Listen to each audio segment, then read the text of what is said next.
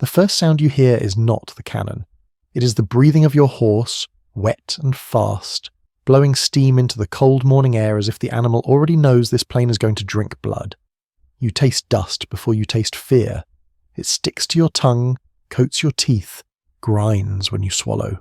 Somewhere ahead, beyond the haze rising from the ground, 30,000 men are waiting to erase you from the world. You are one of 4,000. The math is obscene. No one says it out loud. You tighten your knees against the saddle. Leather creaks. The weight of armour settles into your spine, familiar as a second skeleton. You have worn heavier. You have bled under worse. That thought is not courage. It is inventory. Your body runs through its ledger without asking permission. Breath steady, hands warm, fingers loose on the reins. The bow across your back presses between your shoulder blades, a reminder that distance can still kill before steel touches bone. The line holds. 4,000 horses stand nearly still, heads tossing, hooves cutting shallow scars into the earth. Silence stretches, wrong and heavy, because on the other side there is noise, drums, shouted orders, the clatter of metal, a living wall that keeps moving even when it stops. You cannot see individual faces, only a pale mass capped in white. The janissaries packed tight behind wagons and guns. Their formation looks like a thing built by carpenters, not men. Square, braced, confident. The sun climbs. Heat begins to push through the armour, turning yesterday's sweat sour against your skin. You feel it collecting at the base of your neck, sliding down your spine. Your horse shifts again. You murmur into its ear, not words, just breath. This animal has learned your weight the way you have learned its gait. Neither of you needs instruction now. You think, briefly, of the courtyard where you learned to ride with blood in your mouth because you fell too slow. You think of the stick across your shoulders when your aim wavered, the way pain taught you where your centre lived. Those memories do not arrive as images. They arrive as balance. Across the field, smoke lifts in a thin line as the first matches are checked. You smell it. Sulphur, sharp and ugly, carried on a breeze that does not favour you. Somewhere a hand goes up. Somewhere a voice cuts through the noise. The drums stop. The sudden quiet punches the air from your lungs harder than any blow. Then the world breaks. The cannons speak first, a deep tearing sound that seems to rip open the ground itself. The concussion slams into your chest. Before you can register the impact, the muskets follow. Thousands of small thunderclaps snapping almost together, an uneven roar that turns the horizon into fire and smoke. The air fills with metal you cannot see. Horses scream, men shout. Something punches the dirt near your left boot and throws soil into your face. You duck without thinking, folding into the saddle, your body narrowing itself to survive. The smoke rolls toward you like weather. Vision collapses to grey. This is the moment they believe in. This is the space their commanders trust. Fire, reload, fire again. Numbers, patience. You count without counting. 1 breath, 2, 3. The horse surges forward beneath you, not because you told it to, but because this is what it was made to do. The line moves, not as a block, not as a charge you could sketch. You spread, widening the gaps, turning yourself into a problem their weapons cannot solve. You lean low, almost horizontal, feeling the wind tear at your robe, the sound of shots cracking past where your head used to be. Something slams into a man 2 lengths to your right. He vanishes under his horse. You do not look. Looking costs time. You rise just enough to clear the bow. Your arm finds the rhythm it knows better than prayer. Draw. Release. The arrow leaves without sound, a thin line through the smoke.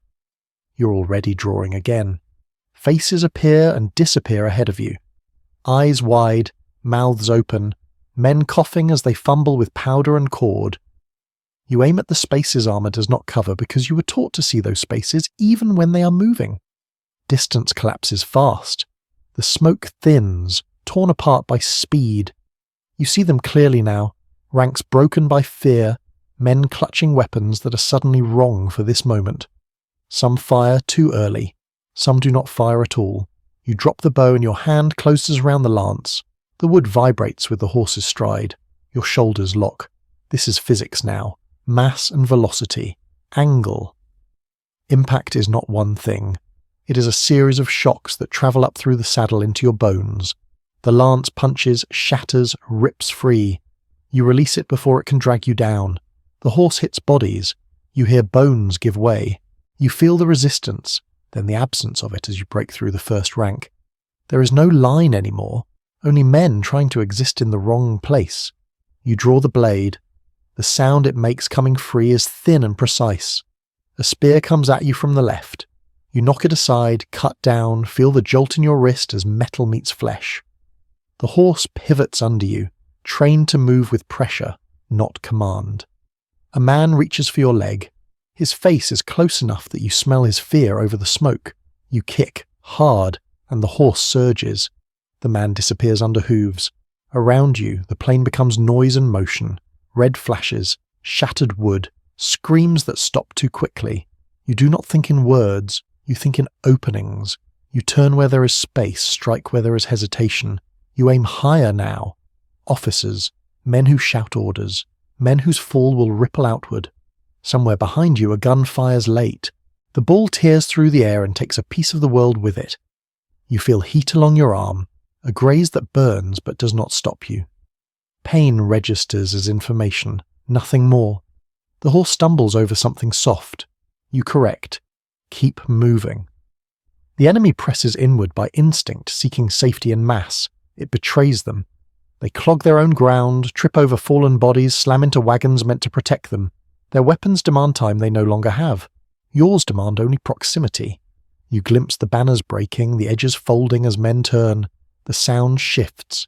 Panic has a pitch. You have heard it before. It rises as one, a wave that lifts and carries bodies with it. The men ahead begin to run.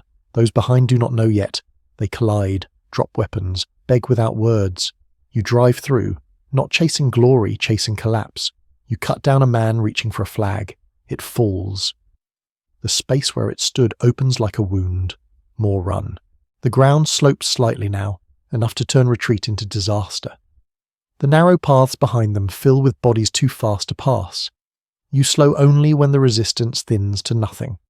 Your horse's sides heave. Foam flecks its neck. Your hands shake as the surge drains away, the delayed cost arriving all at once. You look down at yourself. Blood. Not all of it yours. You cannot tell how much. The field behind you is unrecognizable. Guns abandoned. Wagons overturned. Men crushed where they fell. The noise fades into a low animal sound carried by the wind toward the passes they thought would save them. You do not feel triumph. You feel the weight of what did not kill you this time. Somewhere far away, beyond smoke and screaming, this moment will be explained with numbers. Here, it is only breath, muscle, and the thin line between standing and falling. You wipe your blade on the ground because there is no cloth left clean enough to matter. The horse stamps. You rest your forehead against its neck for one stolen second and let yourself feel how close the edge was. Then you turn back into the dust, because the day is not finished, and survival does not pause to admire itself. You do not stop when the enemy breaks. Stopping is how the body remembers it can fail. You ride until the sound behind you thins into scattered cries, and the ground ahead narrows into a killing funnel of scrub and stone. The passes choke with men who thought retreat meant safety. It never does. Horses crash into each other. Armor snags on roots.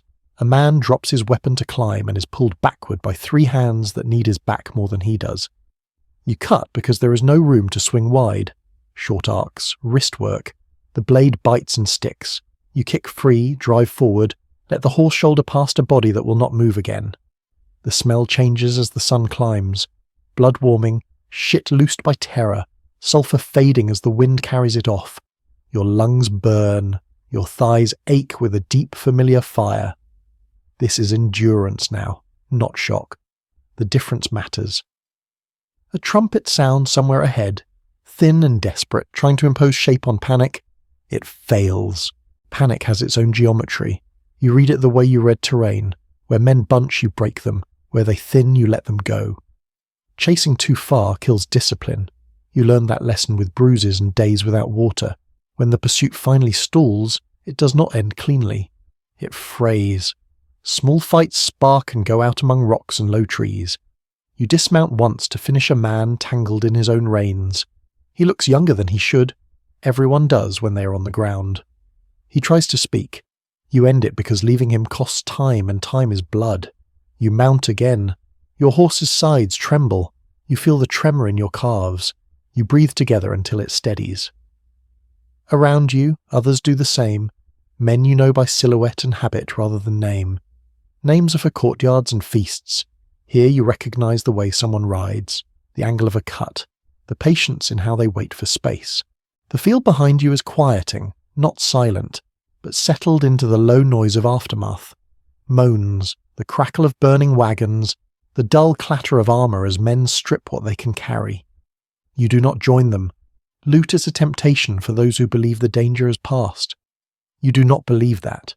You have seen too many days turn back on themselves. Orders arrive not as speeches but as gestures. A raised arm, a turn of the head. You regroup by instinct, forming a loose crescent that faces the way the enemy fled.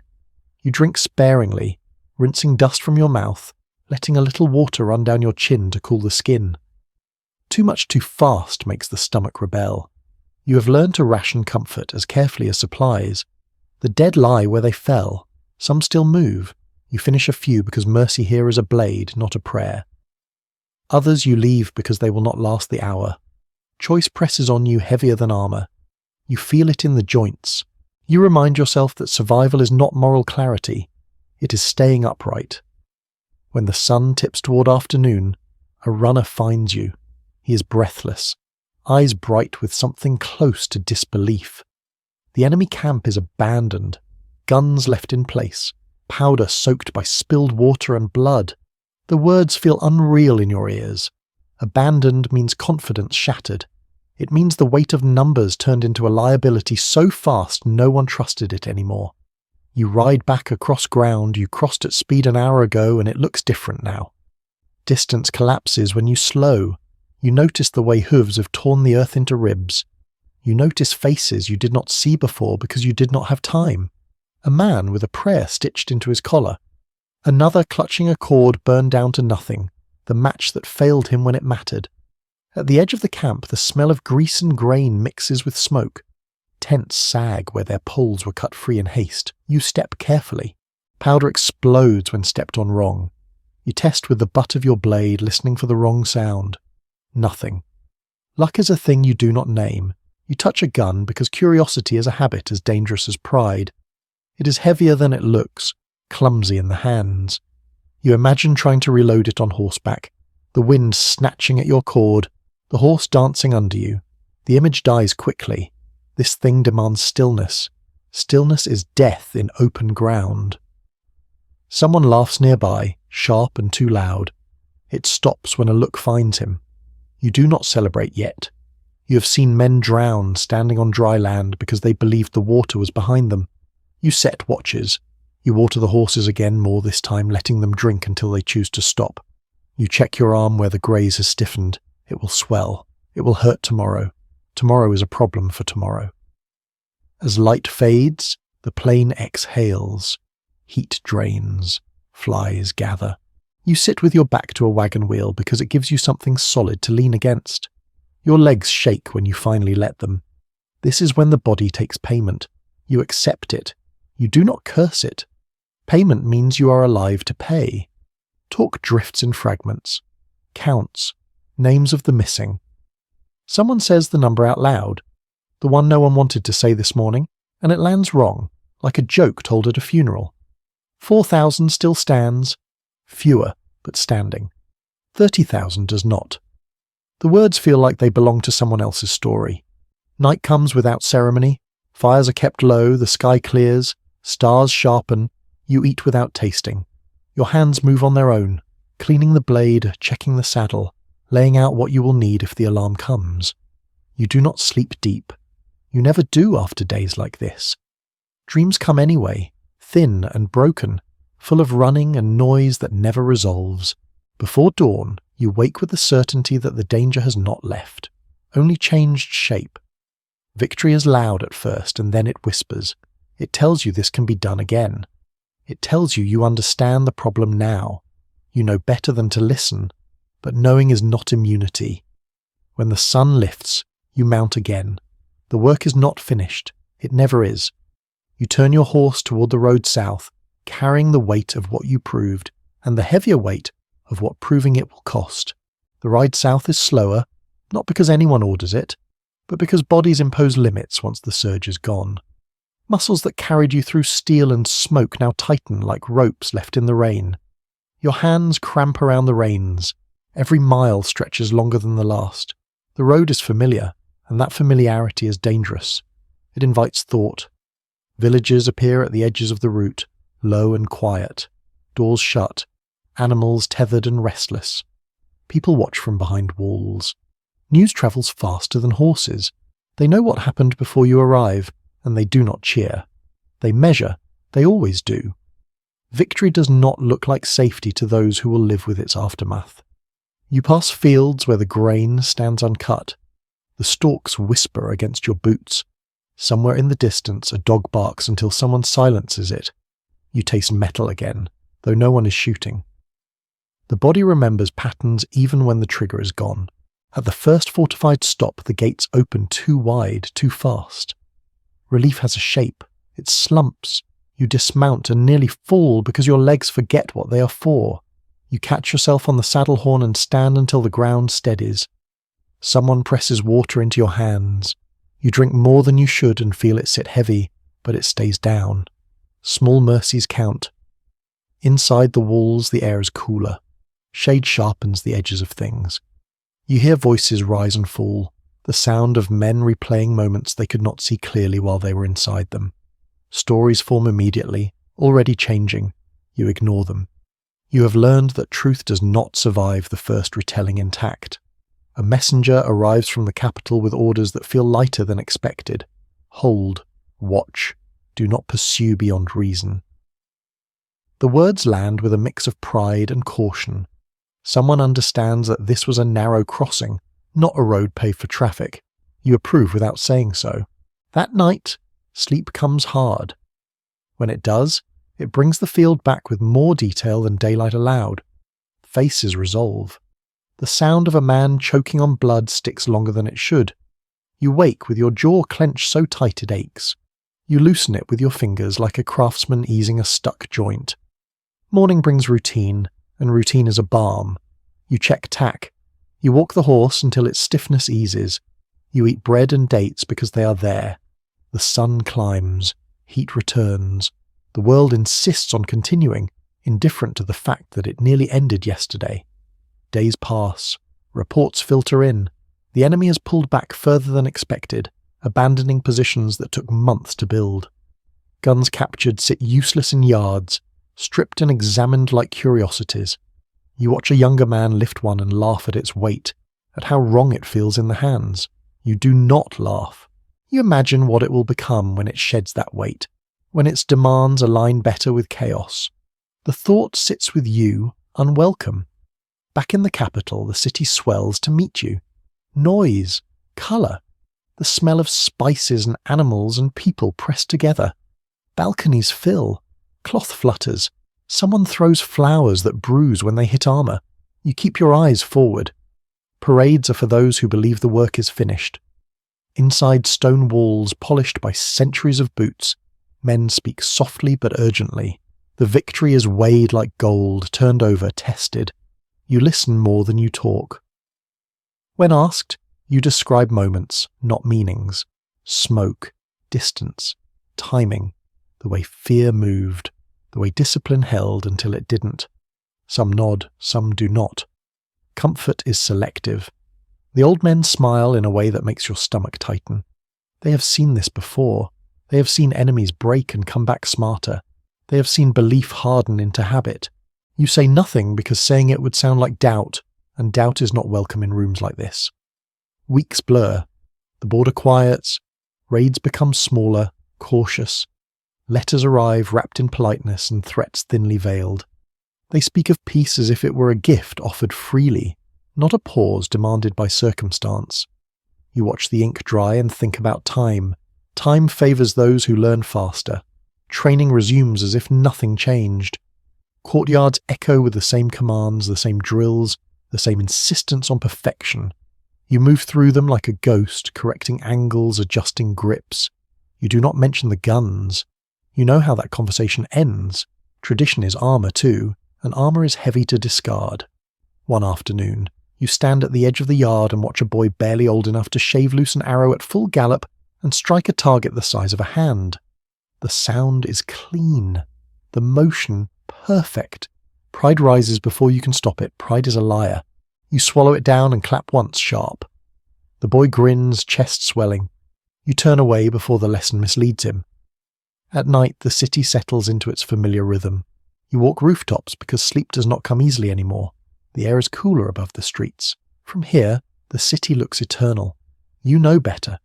You have seen things that looked eternal fall over in a morning. You think about the enemy you faced, not as they were, but as they will be. You imagine their commanders tearing apart reports, isolating failures, demanding fixes. You imagine lighter weapons, faster reloads, new formations that do not give ground so easily. The images stack until you push them aside. Imagining does not change policy. When the treaty comes, it arrives dressed in relief. Borders restored, prisoners exchanged, words chosen to preserve honour on all sides. The city exhales, markets swell, weddings multiply, life pours back into the spaces fear vacated. You attend one feast because absence would be noticed. You leave early because the noise presses too hard. Later, alone, you clean your blade again even though it does not need it. Your hands remember the work. The metal catches the light and throws it back cold. You think about how close it came to being the wrong tool, about how thin the margin was between proving a point and dying to make it. Outside, drums sound for celebration. Inside, you feel the echo of the field settle deeper, becoming something quieter and more dangerous. Certainty. The belief that you know how this problem behaves now. You sit with that feeling until it reveals its edges, until you see how brittle it is. When dawn comes, you rise and dress without hurry. Another day, another set of choices shaped by what you survived. The world has not ended. That does not mean it has forgiven you for reminding it how fragile it can be. Time does what no enemy can. It blunts urgency. The border stays quiet long enough for men to mistake silence for resolution. You feel it in the way drills loosen, in the laughter that lingers too long after corrections. The body adapts to peace with the same efficiency it adapted to war. That efficiency frightens you more than guns ever did. You ride patrols through land that looks healed but isn't. Burned farms sprout green again. Tracks fade. Graves settle. The ground remembers even when people pretend not to. In villages, eyes follow you without warmth or fear, just calculation. Protection is a transaction. Today it costs nothing. Tomorrow it may cost everything. Messages arrive with seals intact and meaning diluted by courtesy. The language is smooth, careful not to bruise pride. You read between lines the way you read terrain, delays, replacements, repairs. The other side is breathing, counting, measuring. You imagine foundries roaring back to life, metal poured thinner, smarter. You imagine men drilled to stand while horses crash and scream. You imagine a line that does not break because it does not need to move. At court, memory hardens into ceremony. The victory is told and retold until its sharp edges round off. Details that mattered vanish. The smell of powder becomes a metaphor. The weight of the charge becomes poetry. You watch the story turn into something safe enough to wear. You do not interrupt. Interrupting would require authority you do not have. Training continues as it always has. You stand in the dust and correct a wrist, a heel, the timing of a draw. You are good at this. That is the problem. Excellence feeds complacency when it goes unchallenged. You try to introduce small changes, spacing, angles, patience under fire simulated by noise and chaos. But the yard absorbs them without transformation. Tradition bends just enough to feel flexible and snaps back the moment pressure lifts. One afternoon you watch a demonstration stage for visiting dignitaries. The riders perform flawlessly. The targets fall. Applause rings clean and empty.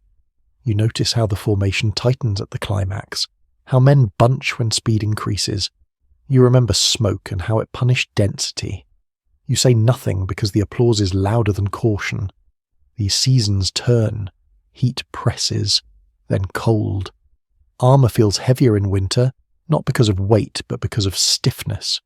Old injuries speak. Your arm aches where the ball kissed it months ago. You wrap it tighter and work anyway. Pain is a reminder that time passes whether you acknowledge it or not. Scouts bring rumours of changes beyond the horizon, new drills, new weapons that spit faster, wheels lighter, barrels truer. You ask for details, you get impressions. Impressions are dangerous. They reassure without informing. You push for clarity and are told to wait. Waiting is policy when certainty is uncomfortable. You travel once to the edge of the realm under pretext. From a hill, you watch a distant exercise through glass stolen from a merchant. Lines form and dissolve with mechanical precision. Smoke lifts in controlled sheets. The intervals are shorter. The second volley comes before a horse would close. You lower the glass and feel the ground tilt slightly under your boots. Not fear, recognition. On the way back, you pass a caravan carrying metal wrapped in straw. You lift a corner and see barrels slimmer than the ones you touched before. The merchant smiles and says nothing. You let the straw fall back into place. You do not report this. Reporting would turn observation into accusation. Accusation would die in committee. In the city, the mood is thick with confidence. Feasts multiply. Promotions settle old scores. Men who survive the field find themselves listened to briefly. Then the listening fades. Survival ages fast when it does not transform policy. You keep your counsel and your routines. You train harder. You sleep less. At night, you hear the city breathe and imagine it holding that breath when the wrong sound arrives. You walk the walls and feel stone warm from the day, cold where shadow lives. You count distances. You measure angles. You test your own assumptions until they fray. The future does not need to be imagined. It is assembling itself piece by piece. When word finally comes, it is not framed as alarm. It is framed as movement, an army gathering for reasons that sound temporary, a march described as precaution. You know better. Precaution marches do not carry this much metal. You feel the familiar tightening in your chest, the old infantry starting again. Breath, hands, balance. You prepare quietly. You adjust tack. You sharpen blades. You choose men who listen without needing to be convinced. There are fewer of them than you would like. There always are. You speak plainly to those who ask. Timing, space. Do not bunch, do not chase. Kill the order, not the mass. Some nod, some smile. Smiles are not agreement. On the road north, dust rises in columns that catch the light like smoke. The horses move well. That helps.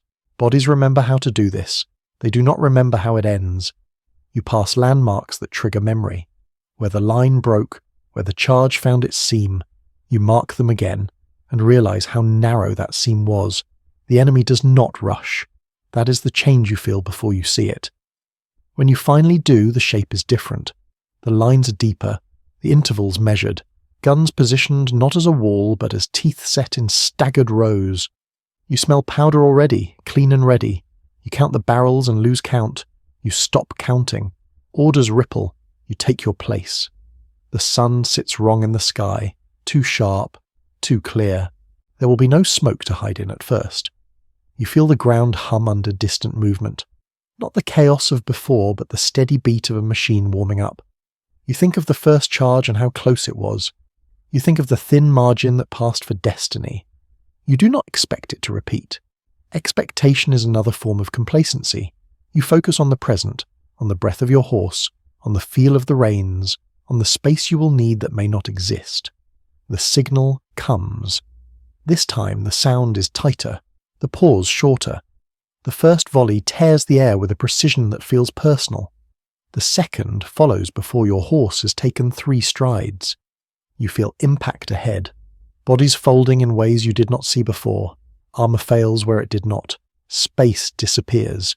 You push anyway because pushing is what you do. The horse surges, then falters.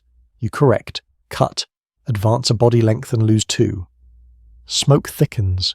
Not a screen but a ceiling that presses you down. The math has changed. You feel it in your bones. When the line stalls, you understand the difference between bravery and physics. You adapt in inches. You pull back where before you would have pressed. You look for gaps that close faster than you can reach them. You feel the old certainty crack and something colder replace it. When retreat comes, it is not panic. It is discipline turning itself inside out to survive. You cover, you bleed, you keep men upright long enough to matter. You do not chase ghosts of yesterday. By dusk, the field belongs to the sound of guns cooling. You sit your horse and feel the weight of a lesson that cost too much. The past does not repeat itself. It sharpens its teeth and waits. You retreat by measures, not miles. Step, hold, turn. Fire answers fire, but you do not count on it anymore. You count on feet finding ground and hands obeying without debate. The sound behind you is different now, methodical, patient, a machine working through its checklist. You taste ash and iron. Your horse's breath comes harsh, the rhythm uneven. You listen to it more closely than to any order. Men fall and are replaced until there are no replacements left to give. You feel the line thin, not break. Thinning is worse. It stretches responsibility across fewer bodies until each mistake carries a name. You cover a withdrawal with 3 others you trust because trust shortens sentences. You move together without looking. A barrel flashes. You feel the concussion lift you in the saddle and set you back down harder than before. Your ears ring. The world narrows to a tunnel of motion and pain that you keep moving through, because stopping would require permission you do not have. By night the guns quiet. Not mercy. Logistics. Darkness complicates precision. You use the pause the way you were trained to use any pause, by leaving before it ends. The ground slopes toward familiar paths. You mark turns with memory because markers burn. You count heads by habit and hate the count because it will not grow. At the river you force order. Crossing kills more armies than battles. You send the wounded first, then the quiet ones, then those who will panic last. You stay until the last possible moment because leadership is not a position. It is a delay. The water takes the heat from your legs and leaves a deeper ache behind. You ignore it. Pain is a ledger. You will read it later. On the far bank you do not stop. You push another mile because distance is the only language pursuit respects. When you finally halt, it is not because you are safe, but because you are spent. Fires are forbidden. You eat cold and dry. You sleep in fragments that break apart when a horse shifts or a man coughs. Dawn arrives pale and unforgiving. The march south becomes a narrowing corridor of choices. Fortresses open or hesitate based on rumour and fear. Some gates stay closed. You do not force them. Forcing costs time and lives you cannot afford. You pass by and remember who watched you pass. Memory sharpens politics. Inside the capital, the city braces rather than welcomes. Noise dims. Markets thin. People smell the difference between victory and survival. You deliver reports stripped of decoration. Losses. Positions abandoned. Capabilities observed. You say the word changed without raising your voice. It lands poorly. Changed threatens comfort. Comfort fights back. Debate fills rooms that were never meant for urgency. Some argue for honour as if it were a weapon. Others argue for time as if it were infinite. You listen and feel the weight of the field settle again across your shoulders. The problem is no longer tactical. It is cultural. Culture moves slower than armies. Training resumes in reduced yards with reduced men. You teach what can be taught quickly. Spacing. Movement under noise. Withdrawal without shame. You push for tools you were taught to distrust because distrust is a luxury you no longer own. The push meets resistance that smiles. Smiles slow everything. The enemy does not wait. They never needed to. They move when movement benefits them. Fortresses fall with less noise than you expect. Guns speak and walls answer by failing. News arrives ahead of refugees, then arrives with them, then arrives behind them. You recognize the pattern and hate it for its familiarity. You ride north again with fewer men and fewer illusions. The land feels tighter, smaller, as if it has been measured and found wanting. You see the difference in the enemy before steel meets steel. Lines hold, fire overlaps, horses refuse ground slick with noise and death. You adapt where you can, retreat where you must, bleed where you cannot avoid it. At the end, there is no single collapse. There is attrition, a grinding down of options until only one remains. You choose preservation over spectacle, because preservation keeps stories alive. Spectacle feeds the ground. The final withdrawal is orderly because chaos would finish what guns started. You cover, cut free, break contact, repeat. You leave cities intact where possible, because burning them would be an admission you cannot afford. You watch banners lower without ceremony. You feel older than your years and lighter than you should, as if something essential stayed behind on a field you cannot revisit. When the gates close behind you for the last time, the sound is final in a way no victory ever was. You stand in shadow and feel the city breathe around you. People move, life insists. That insistence is the only thing that feels real. Later, much later, you walk alone through a courtyard where boys train. The drills are quieter now, the target's closer, the arrows still fly true. Skill survives even when systems fail. You watch and feel pride and grief share space without arguing. You do not write history. Others will do that, smoothing edges, assigning blame, polishing lessons until they shine. You keep your own record in the places that ache when weather changes, in the sound that wakes you before dawn, in the way your hand still measures distance without thinking. You understand, finally, that the first victory was not a warning ignored, but a bargain accepted. Time was purchased with blood and spent on comfort. The future collected interest. It always does. On your last ride at dusk, you take a longer path to feel the ground under your horse one more time. The sky darkens, the air cools. You let the rein slacken and trust the animal to find its way. When you dismount, you do not linger. You loosen the girth, rub the neck, and step back. The world continues without asking for permission. You accept that. Acceptance is not surrender. It is clarity earned too late to change the outcome, and just in time to change how you carry it. When night settles, you sleep without dreaming. That too is a kind of mercy.